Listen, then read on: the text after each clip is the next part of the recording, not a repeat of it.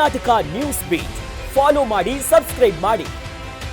ಈ ದಿನ ಚಿತ್ರದುರ್ಗದಲ್ಲಿ ರೈತ ನಾಯಕ ಅಂತ ಹೇಳಿಕೊಂಡಿರತಕ್ಕಂಥ ಯಡಿಯೂರಪ್ಪನವರ ಅಭಿಮಾನೋತ್ಸವ ಕಾರ್ಯಕ್ರಮವನ್ನು ಮಾಡಿದರು. ರಾಜ್ಯದ ಅತಿ ಹಿಂದುಳಿದ ಮಠಾಧೀಶರ ಮಹಾಸಭೆಗೂ ಕೂಡ ಇನ್ವಿಟೇಷನ್ ಲೆಟರ್ ಅನ್ನ ಕೊಟ್ಟಿದ್ದರು. ಅದರಲ್ಲಿ ನಾನು ಮಹಾಸಭೆ ರಾಜ್ಯಾಧ್ಯಕ್ಷ, ರಾಷ್ಟ್ರೀಯ ಅಧ್ಯಕ್ಷರಾದ ಶ್ರೀ ಛಲವಾದಿ ಮಠ ಜಗದ್ಗುರು ಬಸವನಾಗೇದೇವ ಶರಣರು ಹಾಗೂ ಕುಂಬಾರ ಸಮುದಾಯದ ರಾಜ್ಯೋಪಾಧ್ಯಕ್ಷ ಇರತಕ್ಕಂಥ ಬಸವಮೂರ್ತಿ ಕುಂಬಾರಗುಂಡೆ ಸ್ವಾಮಿಗಳು ಮತ್ತು ಅನೇಕ ಸ್ವಾಮೀಜಿಗಳು, ಶಿವಸಂಬಿ ಸಮುದಾಯದ ಸ್ವಾಮೀಜಿಗಳು ಹಾಗೂ ಹಡಪಾದ ಸಮುದಾಯ ಹಾಗೂ ಒಕ್ಕಲಿಂಗ ಮುದ್ದಣ್ಣ ಸಮುದಾಯ, ಹಲವಾರು ಸಮುದಾಯದ ಸ್ವಾಮೀಜಿಗಳು ನಾವು ಒಟ್ಟಿಗೆ ಹೋಗಿದ್ರು. ಆದ್ರೆ ನಾವೆಲ್ಲ ಹೋಗಿದ್ದ ಸಂದರ್ಭದಲ್ಲಿ ಅಲ್ಲಿ ಏನು ಕಂಡು ಬಂದಿದೆ ಅಂದ್ರೆ, ನಮ್ಮಂದ ಸ್ವಾಮೀಜಿಗಳನ್ನ, ಸಣ್ಣ ಸಣ್ಣ ಮಠದ ಸ್ವಾಮೀಜಿಗಳನ್ನೇ, ಸಮಾಜದ ಸ್ವಾಮೀಜಿಗಳನ್ನ ನಾಯಿನ ಬೆಲೆ ಕೂಡ ಕೊಡದೆ ಯಾವುದೋ ಒಂದು ಮೂಲೆಯಲ್ಲಿ, ಕಸೆಯನ್ನ ಬೀಸಾಕುವ ಮೂಲೆಯಲ್ಲಿ ಯಾವುದೋ 4 ಚೇರ ಹಾಕ್ಬಿಟ್ಟು ಕೂಡಿಸಿರತಕ್ಕದ್ದು ನೋಡಿದಿವಿ. ಅದು ಕೂಡ ಸ್ವಾಮೀಜಿಗಳು ಕಾರಲ್ಲಿ ಬಂದು ಇಳಿದ್ರೆ ಅಲ್ಲಿಂದ ಅವರ ಕರ್ಕೊಂಡೋಗೋ ವೇದಿಕೆ ಮೇಲೆ ಕೂಡಿಸಬೇಕಾದ ಜವಾಬ್ದಾರಿ ಆ ಸ್ವಾಗತ ಸಮಿತಿಗಿತ್ತು. ಅದು ಯಾವುದೂ ಮಾಡಲಿಲ್ಲ. ಯಾಕಂತಂದ್ರೆ ದೊಡ್ಡ ಜಗದ್ಗುರುಗಳು ಸಣ್ಣ ಸಣ್ಣ ಸಮುದಾಯಗಳಿಂದ ಹಿಂಭಾಗವನ್ನ ಮಾಡಿ ಹಿಂದುಳಿದ ವರ್ಗದ ಸಮುದಾಯಗಳಿಗೆ ಅನ್ಯಾಯ ಮಾಡಿರ್ತಕ್ಕಂಥದ್ದು ಯಡಿಯೂರಪ್ಪನವರ ಇವತ್ತು ಕಾರ್ಯಕ್ರಮದಲ್ಲಿ.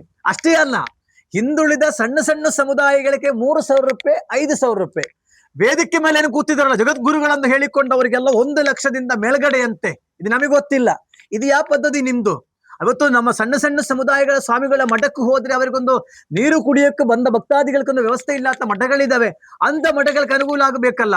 ಇಂಥವ್ರನ್ನ ಕರ್ಕೊಂಡು ನೀವು ಅಂದ್ರೆ ನಿಮಗೆ ಜಗದ್ಗುರುಗಳು ಅಷ್ಟೇ ಬೇಕಾದಿದ್ರೆ ನೀವ್ ಯಾಕೆ ನಮ್ಮಂದವರ ಮಠಕ್ಕೆ ಇನ್ವಿಟೇಷನ್ ಕಳಿಸ್ಬೇಕು? ನಮ್ಮ ಹೆಸರು ಯಾಕೆ ಹಾಕ್ಬೇಕು ನೀವು? ಇದು ನಿಮ್ಮ ಇದೆಯಲ್ಲ, ಇದು ಯಡಿಯೂರಪ್ಪನವ್ರಿಗೂ ಸೇರಿರ್ತಕ್ಕಂಥ ಅಲ್ಲ. ಹಾಗಾಗಿ ಇವತ್ತು ಛಲವಾದಿ ಮಠದಲ್ಲಿ ನಾವು ಸೇರಿ ಖಂಡನೀಯವನ್ನ ನಾವು ಇದು ಖಂಡಿಸ್ತಾ ಇದ್ದೇವೆ. ಅಷ್ಟೇ ಅಲ್ಲ, ಹಿಂದುಳಿದ ದಳಿದ ಮಠಾಧಿಪತಿಗಳನ್ನ ಒಂದು ಕಣ್ಣಲ್ಲಿ ಬಣ್ಣ, ಇನ್ನೊಂದು ಕಣ್ಣಲ್ಲಿ ಸುಣ್ಣ ಏನು ಮಾಡಿರ್ತಕ್ಕಂಥ ಕಾರ್ಯಕ್ರಮ ಇದೆಯಲ್ಲ, ಇದು ಯಡಿಯೂರಪ್ಪನವರ್ಗೂ ಶೋಭೆ ತರತಕ್ಕಂಥ ಕಾರ್ಯಕ್ರಮವಲ್ಲ. ಅಷ್ಟೇ ಅಲ್ಲ, ಈಡಿಗ ಬಿಲ್ಲವ ಸಮುದಾಯದ ನಾಯಕರಾಗಿರ್ತಕ್ಕಂಥ ಕಾರ್ಕಳ ಕ್ಷೇತ್ರ ಮಾಜಿ ಸಚಿವರಾಗಿರ್ತಕ್ಕಂಥ ಶಾಲಿ ಶಾಸಕರಾದ ಸನ್ಮಾನ್ಯ ಸುನಿಲ್ ಕುಮಾರ್, ಕಾರ್ಕಳದ ಶಾಸಕರ ವಿ ಸುನಿಲ್ ಕುಮಾರ್ ಸೇರಿದಂತೆ ಹಲವಾರು ಹಿಂದುಳಿದ ನಾಯಕರುಗಳನ್ನೇ, ಹಾಲಿ ಮಾಜಿ ಶಾಸಕರುಗಳನ್ನೇ ಕೂಡ ಇವತ್ತು ವೇದಿಕೆ ಮೇಲೆ ಕಂಡಿಲ್ಲ, ನೋಡ್ಲಿಲ್ಲ. ಅಂದ್ರೆ ಯಡಿಯೂರಪ್ಪನ ಮಗನ್ನ ಅಧಿಕಾರಕ್ಕೆ ತರಕ್ಕೋಸ್ಕರ ರಾಜ್ಯದ ಹಿಂದುಳಿದ ವರ್ಗದ ಸ್ವಾಮೀಜಿಗಳನ್ನೇ ಕೂಡ ಬಲಿಪಶು ಮಾಡಿ ನೀವನ್ನ ಅಮಿತ್ ಶಾದ ಮುಂದೆ ಏನು ತೋರಿಸ್ಬೇಕು ಅಂತ ಹೊರಟಿದಾರಲ್ಲ, ಈ ಸಮುದಾಯಗಳಿಗೆ ಯಾವುದು ನ್ಯಾಯವನ್ನ ಕೊಡದೆ ಈ ಸಮುದಾಯದ ಸ್ವಾಮಿಗಳ ಶಾಪ ನಿಮಗೆ ತಟ್ಟುತ್ತೆ ಅಂತಕ್ಕಂಥ ಮಾತು ಕೂಡ ನಾನು ಹೇಳುತ್ತೇನೆ.